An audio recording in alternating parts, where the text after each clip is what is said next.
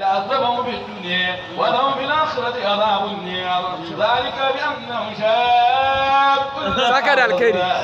ومن قال لا إله إلا فإن الله شديد درجة درجة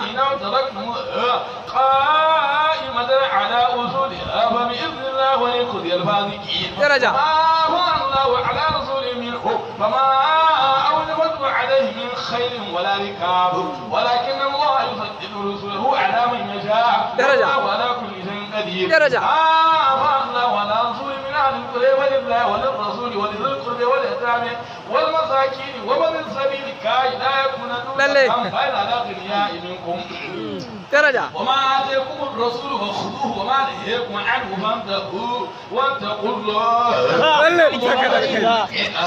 للفقراء المهاجرين الذين أخرجوا من ديارهم وأموالهم يبتغون فضلا من الله ورضوانا وينصرون الله ورسوله أولئك هم الصادقون والذين تبوأوا الدار والإيمان من قبلهم يحبون من هاجر إليهم ولا يجدون في صدورهم حاجة مما أوتوا ويؤثرون على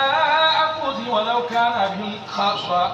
ومن يطع نفسه فأولئك هم المفلحون والذين جاءوا من بعدهم يقولون ربنا اغفر لنا ولإخواننا الذين سبقونا بالإيمان آمين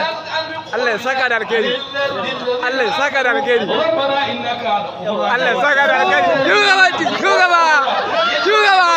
قال لا إله الله قال لا إله الجنة معه ولن يعرفكم أحدا أبدا وإن قتلتم لننصرنكم والله درجة لا يخرجنا معه وإن قتلوا لننصرنكم ولئن لا يولن الأدبار ثم لا ينصرون